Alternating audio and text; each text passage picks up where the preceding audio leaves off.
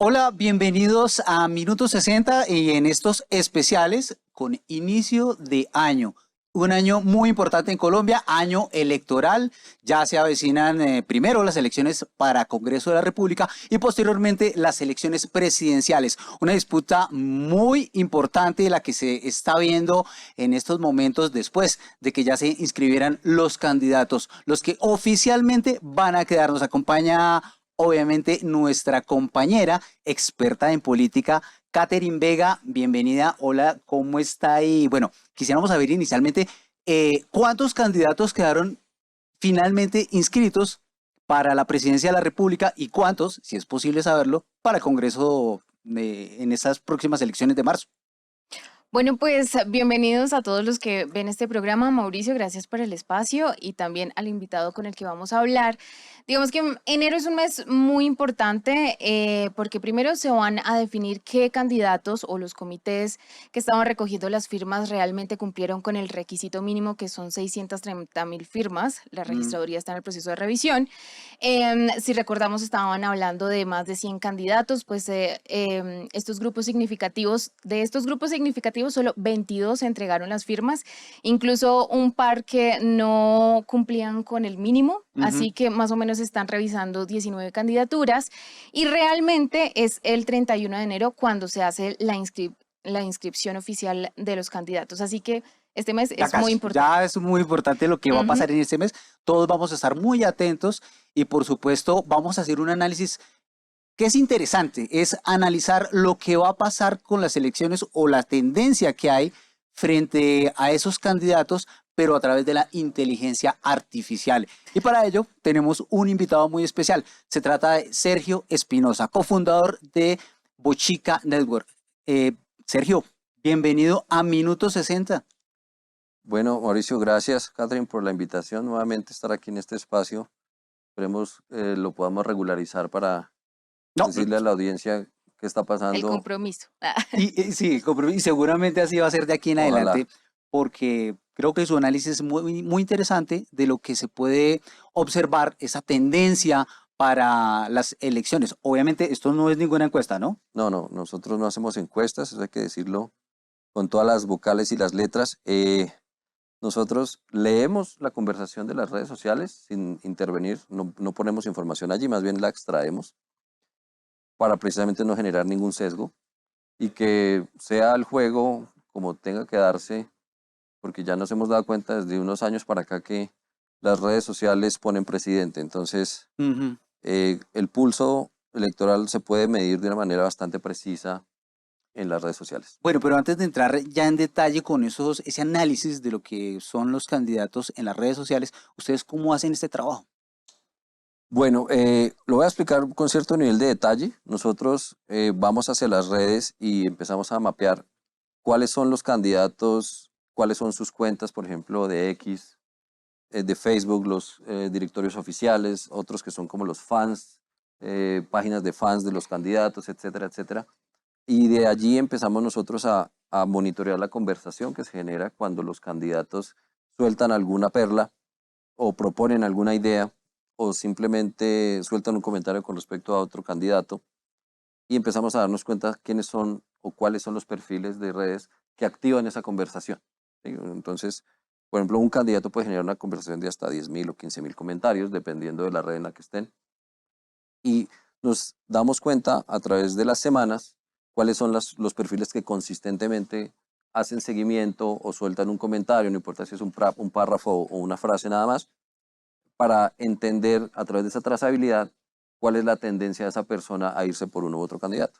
O sea, es decir que ese tipo de intervenciones pueden generar cierta tendencia para que este candidato como que sea favorito en las redes sociales. Definitivamente, porque ahora, digamos que la vieja usanza era subirse a una tarima a hablar, pero ahorita los megáfonos están en las redes sociales. Entonces, Mm. hay mucha gente que replica, los mismos candidatos replican a otros candidatos, etcétera, para afianzarse, sobre todo cuando hacen alianzas y eso. Pero la realidad es que hoy día es mucho más fácil y obviamente más barato comunicar ideas y comunicar conceptos acerca de qué se va a hacer en el programa de gobierno en las redes y pues los usuarios de esas redes son los replicadores de estos contenidos. Y claro, la penetración es mucho más alta que en el pasado, ¿no? Uno pensaría que a diferencia de las encuestas, este tipo de seguimiento entonces muestra, digamos, como la posición real de la persona, ¿no? Porque pues uno entiende que las encuestas son la foto del momento preciso en el que se le hace la pregunta a la persona. Correcto. Y además que las encuestas muy convenientemente se hacen en momentos de efervescencia, cuando hay movimientos políticos, geopolíticos, por ejemplo, lo que pasa esta Ujú. semana, y realmente eso no es una lectura adecuada. ¿Por qué? Porque esos transientes, esos picos, pues son eso, son picos. Entonces hay unas reacciones que la gente asume que se van a mantener en el tiempo y realmente, como ustedes se dieron cuenta de la elección pasada, el clima electoral o el viento electoral es muy cambiante, ¿no? Y eso se puede medir por medio de la inteligencia artificial, pero haciendo una lectura completa de toda la conversación a lo largo del ciclo electoral, que en el caso de Colombia puede llegar a ser 8 o 10 meses, ¿no? Mm. Y en estos recientes hechos que se presentaron en Venezuela, ¿modificó mucho la tendencia en Colombia frente o de cara a las elecciones? Pues eso nuevamente, eso genera picos porque hay Mm, apasionamientos y entonces la gente Fueron habla momentáneos. claro, habla de una cosa de otra, pero sí se empiezan a definir conversaciones. O Mm, sea, hay gente que entra a la conversación gracias a estos fenómenos y Mm. eso digamos es positivo porque alimenta la discusión y pues nos sirve a nosotros también para entender que hay más gente pendiente de muchas más cosas, no solamente lo local, sino de los vecinos, pero que definitivamente influyen en el clima que se genera por las semanas a medida que vayan pasando. ujú. Bueno, vamos a analizar ahora sí de lleno esa información que ustedes han logrado recopilar en las últimas semanas. Vamos a ver unas imágenes de lo que ustedes han logrado graficar en Bochica Network correspondientes a estas próximas elecciones. Pues en esta imagen pues, podemos observar a todos los candidatos. Creo que están todos. Catherine, ¿o falta alguno o No, ha salido alguno? faltan muchísimos. De pronto sí, digamos, Paola Holguín, ella ya salió de la carrera porque la candidata oficial del Centro Democrático finalmente es Paloma Valencia. Ujú. Y pues se están haciendo alianzas. De hecho, se está por confirmar la inclusión de Juan Carlos Pinzón a lo que se llama la Gran Consulta por Colombia. Quiero expresar mi gratitud y aprecio a los 7 miembros de la Gran Consulta por haberme invitado a este proceso, por darme la bienvenida. Bueno, pero esa es la cara de estos candidatos. Ahora vamos a ver ese primer análisis, ese primer balance de lo que ustedes hacen. Este es el desarrollo de tendencia de precandidaturas. Sergio, expliquemos un poco esta gráfica. O sea, aquí vemos que hay prácticamente 3 candidatos que están fuertes como tendencia. Que coinciden con las Mm, encuestas, ¿no? Eh, digamos que sí, Los tres eh, primeros. pero esto tiene varias lecturas. Como decías tú, con una encuesta uno no sabe, porque es Mm. como mirar por un huequito y tratar de ver qué pasa en la periferia, no se mm, puede, ¿cierto? Entonces, esta lectura periférica, si volvemos a la gráfica un momento, para explicarles, si ustedes se dan cuenta, la línea que maneja Iván Cepeda, eso mismo pasó en las elecciones pasadas. Petro arrancó con un 27%, saltó a un sí. 34, 39, y ahí se quedó durante todo el periodo hasta la primera vuelta. De suerte que ellos obtuvieron el 40% en primera vuelta. Sí. Ahora con Cepeda, si ustedes se dan cuenta, es un tema muy plano, ¿sí? Ujú. Ahí Pero está. en el caso, por ejemplo, y eso es lo que llama mucho la atención, si ustedes miran la gráfica, que me parece importante a manejar el tema técnico y científico y matemático, los que tienen más crecimiento ahí, ustedes creen que quién es? Los que tienen más crecimiento. ¿Cuáles son los candidatos que tienen más Pues crecimiento? yo diría que Iván Cepeda. No, es Pero plano. Ah, Si crecimiento, uno se da cuenta, Iván arranca con el 29 hace unas semanas o hace 8 o 10 semanas y ahorita tiene el 31.29 según las mediciones que nosotros hacemos. Pero si ustedes miran, por ejemplo, la gran consulta. la gran consulta, exactamente, ellos arrancan con el 4% y se triplicaron en el mismo periodo. Entonces los que tienen como un increchendo ahí son la alianza de Luna y Amigos, ¿cierto? Ujú. A eso hay que pararle bolas porque precisamente al establecer la trazabilidad es que uno se da cuenta qué es lo que está pasando y también midiendo qué está pasando en las noticias, en el tema político, ahora geopolítico, Mm. para establecer cómo se están distribuyendo las cargas. Ahí, digamos, para precisarle a la gente, en esa consulta está Vicky Dávila, Juan Daniel Oviedo, Mauricio Cárdenas, David Luna, Juan Manuel Galán y posiblemente Juan Carlos Pinzón. ¿Cómo cambiaría, digamos, si oficialmente se suma a esa consulta? Bueno, realmente ahorita Bochica tiene la posibilidad de mirar a todos los candidatos que saltaron al agua, pues a los que suenan más, porque realmente al principio había 107 candidatos, pues eso es un no sentido desde el punto de vista técnico hacer ese seguimiento, porque es unas inversiones de dinero importantes de alguien que no mueve la aguja, y pues escogimos a los que nosotros pusimos en la foto, eso fue una cosa arbitraria, de los que más suenan, ya esos empezamos a ponerles la lupa. Sí. En la gráfica que ustedes vieron, Abelardo de la Espriella está por encima de la gran consulta, Ujú. ¿cierto? Pero el candidato Pinzón es un candidato que está moviendo el dial, de manera que si, eso lo estoy chiviando, ¿no? Porque pues yo tengo digamos, la indexación de todos los candidatos, cada uno, si estuviera individual, y también con estas alianzas que se están dando, que arrastran votos, no todos, porque como se vio en la elección pasada, Federico no le endosó todos los votos a Rodolfo, Ujú. sino que hubo una división de votos. Hubo gente que simplemente se fue para la izquierda y otros se fueron para la derecha. Entonces eso no es suma aritmética. Pero en este momento, como está tan crudo, uno puede hacer unas aproximaciones de manera que, esta es la chiva, ¿no? Si Pinzón se suma a esa gran consulta, quedarían por encima de Abelardo. Correcto. Volvamos un momento a esa gráfica justamente para ver un poco ese análisis de lo que nos está diciendo Sergio con relación pues a esta tendencia que le sumaría a cierto grupo la suma o la llegada de Juan De Carlos Juan Carlos Pinzón Pinzón. a estas elecciones. Estamos viendo, Sergio, aquí también es una recopilación de información que se hace desde hace cuánto y por qué la hacen ustedes desde esa época. Bueno, primero, no precisamente para evitar el tema de los picos, que eso meta ruido en el análisis, preferimos empezar a hacer una traza anterior, de pronto 10 semanas atrás, ¿sí? Un par de meses, algo más de 2 meses, para poder decir quiénes son realmente las personas que consistentemente están comentando, que no sean bodegas, que no sean bots del momento, sino que más bien sean perfiles, que además tenemos perfiles ya conocidos que saltan a opinar y a comentar, y también nos damos cuenta cuáles son los perfiles de las redes que sí, definitivamente cambiaron de esquina política, ¿no? Eso quería preguntar ahí, sobre todo por lo que siempre se dice de las bodegas del petrismo y de todo este sector, porque si, digamos, si hay una influencia grande de ellos a la hora de opinar y demás, y los influencers, ¿cómo hacen ustedes esa medición teniendo en cuenta estos actores? Pues a ver, siempre hay más hojas que tallos, ¿no? ¿Qué quiere decir? Siempre va a haber más votantes reales que influencers, siempre, Ujú. ¿cierto? Sí. Lo mismo pasa con el tema de las bodegas. Pueda que haya, no sé, 100, 200 personas activando conversaciones, pero la gente que comenta es gente de verdad. ¿Sí? Mm. ¿Y eso es fácil de detectar?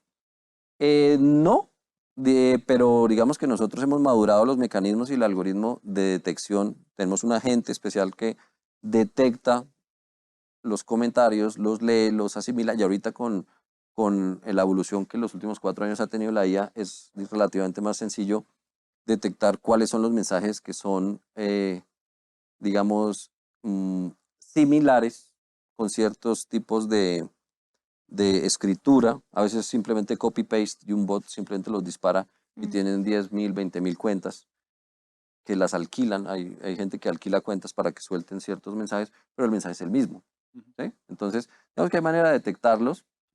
Digamos, la manera más fácil, aquí les estoy dando un insight de cómo hacemos los análisis, es mirar una cuenta, y si una cuenta es de hace un mes o hace 2 meses, es una cuenta que está creada para hacer propaganda negra, por ejemplo. ¿Sí? Bueno, y otro dato curioso en esa gráfica es que todos van en ascenso, ¿no? No hay ninguno que todavía esté Todavía en no, caída. porque ¿Cuándo se puede saber si va en caída o no? ok, esto está todavía, digamos, en cocción, Ok. ¿cierto? Porque todavía hay gente que no sabe. Ahorita cuando miremos las otras gráficas nos vamos a dar cuenta, hay mucha gente que está indecisa, Sí. precisamente porque hay unos discursos muy similares, sobre todo en el ala de centro derecha y derecha. Los discursos son similares, entonces la gente no sabe por quién irse. Hay candidatos muy nuevos, como por ejemplo el caso de Abelardo de la Espriella, otros más cancheros como Sergio Fajardo, y están manejando discursos similares. Entonces, como las campañas son la efervescencia del momento y de captar la atención del momento de la gente para inclinar la balanza electoral, entonces hay mucha gente que está todavía indecisa. Bueno, vamos con la siguiente gráfica. Catherine, le concedo el turno, le concedo esa oportunidad para que presente esa información que está pues aquí en minuto 60 y que nos habla de las elecciones, de esa tendencia que hay. Wow. Acá se ve una gran diferencia entre Abelardo de la Espriella y Iván Cepeda, que igual él ha sido el que ha liderado la mayoría de encuestas que hemos conocido desde que se quitó la veda para la publicación de intención de voto. Pero a mí me quedó una cosa de lo anterior y es, por ejemplo, si de verdad Pinzón se une a la gran consulta, pues oficialmente, porque seguramente será así, entonces el centro queda bien abajo. Porque O Fajardo sea, el es centro no queda el queda centro no abajo. está. Ojo porque aquí de manera, digamos, también un poco coloquial, ahorita lo vamos a ver en la gráfica de cuentas alegres. Sí, sí, porque es que, como dirían algunos prohombres de la patria, la política es dinámica Sí. Ah, sí. y la intención de voto y los grupos, o sea, las diásporas electorales son muy elásticas. Ya lo vimos, o sea, la gente cuando en la primera vuelta del 2022 dijo, no, pues ya ganó Rodolfo porque 7 más 5 da 12 y Petro solamente tiene 8, entonces ganamos las elecciones. Y no fue así. Eso Ok. no es que no solamente sea así, es que eso nunca es así. ¿Sí? ¿Por qué? Porque en ese intersticio hay gente que ante la falta de opciones lo que quiere, por ejemplo, hacer es en contra de alguien.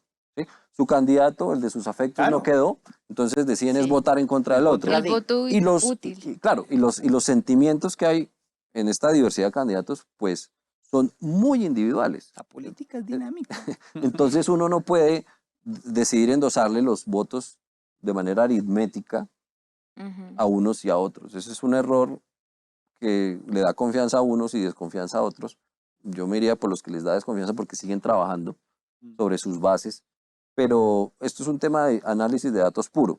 Afortunadamente ya hay un histórico que nos muestra que el endoso de votos no es 1 a 1. ¿Sí? En el caso, por ejemplo, de Federico Gutiérrez hacia Rodolfo en la elección pasada, fue un endoso más o menos de un 35%. ¿Sí? ¿Qué quiere decir? Que el otro 15% se fue para el otro lado. Oiga, y ¿Sí? en esa época sí fue acertado los resultados finalmente, lo que ustedes lograron analizar durante las campañas y frente a los resultados en las elecciones, sí se reflejó o pasó lo mismo que con las encuestas, hubo cierta diferencia. No, realmente lo que nosotros vimos es que Petro ganó las elecciones en la última semana. Una red que nos había faltado mirar de más de cerca era TikTok. Mm. Y el cambio que hubo, el bote que hubo en los últimos 10 días del periodo electoral pasado fue definitivo para que él ganara. ¿Sí?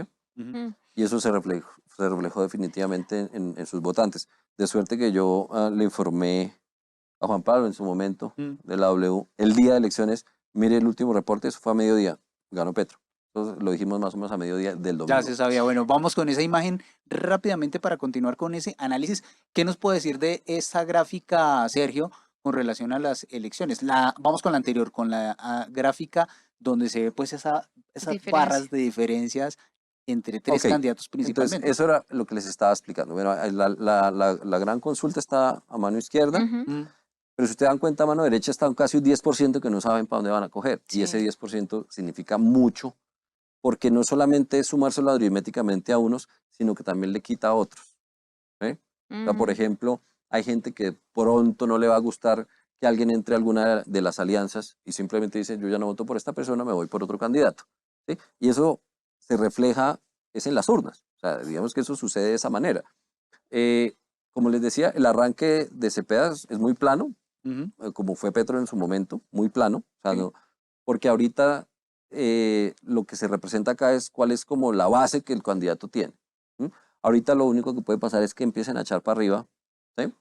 A diferentes velocidades, sobre todo haciendo mucha cosecha de ese 10%, que es un número grande. O sea, ¿Sí? ese debe ser el objetivo de los candidatos.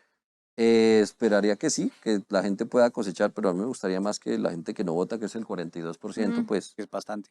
se se fuera por pronuncia. alguna de esas tendencias, la que más le convenga. Yo siempre le digo a la gente, porque pues yo no soy una persona política, yo soy de datos, pero Ujú. a mí me gusta que la gente participe en democracia. Yo le digo, vote por el que sea, pero vote, ¿sí?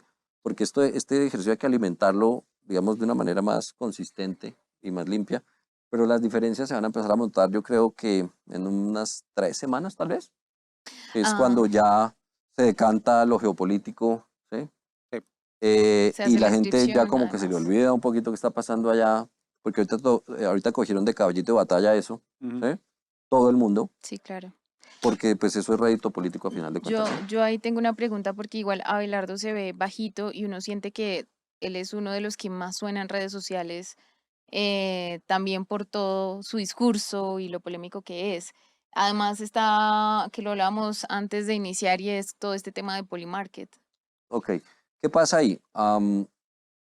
Cuando uno mira lo que suena, Ujú. ¿sí? Eso no significan votos, primero que todo, eso hay Sí, que decirlo claro. y hay que establecerlo, porque si fuese así, pues otra cosa hubiera pasado en las elecciones pasadas. La Pero no hay pole- favoritismo. ¿Cómo? No hay favoritismo ahí. No, de hecho, por ejemplo, cuando uno mira las publicaciones de ciertos candidatos, eso es algo que nosotros hacemos y yo particularmente a veces me meto y miro manualmente cosas como para entender si el algoritmo está yendo por donde toca, ¿no? Es que los, los likes y las risas y las caritas bravas, por ejemplo, hay un par de candidatos que uno cuando ve las interacciones, que es lo que, por ejemplo, los marketólogos hacen, ¿no? Ujú. Sí, Ellos miden total. impresiones. No, hay que medir es qué dice la gente, porque si fuera por impresiones, ya hay una candidata que hubiera ganado las elecciones antes de las urnas, ¿sí? Sí, es verdad. Porque genera polémica, y a la Mm. gente le gusta la polémica, pero pues si uno va y mira y tiene, digamos, 15.000 impresiones ese comentario o ese video, 12.000 son risas, ¿sí? Entonces uno puede Mm, entender que son los claro. detractores diciéndole, pero pues, ¿de qué está hablando? Claro. ¿Sí? Sergio, vamos con la siguiente gráfica, ya casi vamos cerrando, terminando. Estas son las cuentas. Hablemos de cuentas alegres. A ver, ¿qué son Correcto. esas cuentas alegres que usted nos tiene? Hagamos un supuesto, Sí. ¿sí? Porque aquí pues hay tres salas, digamos, tres esquinas políticas, centro, derecha, izquierda. Mm, Es la concentración de esos poderes, llamémoslo suponiendo, si se junta toda la derecha, si se junta toda la izquierda, si se junta todo el centro, ese es el mapa de hoy, lo que está apareciendo ahí. Pero pues definitivamente, por ejemplo, ahorita qué pasa, que hay unas alianzas, por ejemplo, Luna le quitó 3 personas al centro, Ujú. ¿sí? Quitó Gaviria, quitó a Juan Manuel y quitó a Oviedo, ¿no? mm, Que siente que tiene una atracción importante, sobre todo, por ejemplo, que este fenómeno político tan interesante de la alcaldía pasada de Oviedo, ¿no? sí. ¿Sí? Y eso hay que pararle bolas, porque es una persona que tiene 1.000.000 plus votos, eso no es un tema menor, pero eso dejémoselo a los politólogos. Pero realmente desde el punto de vista de datos, pues eso genera unas elasticidades y unas tendencias diferentes, pero así estaría el mapa hoy, suponiendo que todas las esquinas políticas cerraran filas, ¿sí? Y dijeran, vamos con toda hacia adelante. Definitivamente, pues los que van, digamos, punteando hoy Mm. es la izquierda, porque tiene mucha más gente de mucha más trayectoria política. Si ustedes se dan cuenta, Mm, los otros son más nuevos, comparados obviamente con los de la izquierda, y pues por eso individualmente los candidatos tienen más tracción. pero igual está casi muy similar, ¿no? Entre derecha e izquierda. Sí, la pueden poner otra vez, por favor. Y en grande porque no tengo mis gafas. Porque sí, sí, o sea, nada más fijándome por el color, repito. Sí se ve entonces el reflejo de la polarización en la que estamos, que realmente es o estás de un lado o estás del otro. Pues digamos que están parejos, pero digamos que los que van a definir esto siempre son los que van de últimos, porque son los que al final diluyen los votos para un lado o para el otro, que es lo que ha pasado en el pasado. O sea, digamos que esto no es una opinión política ni de analista político, sino de lógica matemática. Sí. ¿Sí? Ujú. Sí, no. Hay mucha gente que decide no votar, por ejemplo. ¿Sí? Pasó mucho con Fajardo la vez pasada, gente que como no quedó su candidato, decidieron no votar o votar en blanco. Oye, ¿me influye mucho el tema de la campaña sucia? influye bastante, pero no como la gente se imagina, porque hay muchos temas que cuando uno lee la conversación de la campaña sucia se da cuenta que lo que hacen es fortalecer ciertas corrientes, ¿sí? Hay muchos temas que ya están erodados, que ya están tan desgastados que a los votantes, y eso es lo que cuando tenemos la oportunidad de preguntarle a los modelos de datos que tenemos, dígame qué opinan, por ejemplo, las personas, los votantes, o como los llamo yo, los feligreses, de tal candidato, qué opinan de ese mismo candidato, de su candidato. Y el clamor ahorita es proponga, ¿sí? Y una cosa que se le dijo en su momento a la campaña, yo me acuerdo mucho, que tuve una reunión con ellos, a la campaña de Fico Gutiérrez, acá en Bogotá se les dijo, ojo, ojo, porque su candidato pues no va bien, primero, y segundo, esto fue antes de primera vuelta, obviamente, su candidato no va bien, pero la gente en las redes dice, el antipetrismo no es una forma de gobierno. Y pues ya sabemos qué pasó. Ahorita se está repitiendo el patrón, y pues como decía Einstein, si uno aplica las mismas cosas al mismo problema, pues obtiene el mismo resultado. Pero la gente es muy, yo creo que es muy adicta al morbo, Sí. ¿no? Y a la polémica, y entonces a decir, Trump ven, invádenos, y entonces hagamos un mundo mejor. Y la gente comenta, pero comenta en contra también de esas cosas, ¿sí?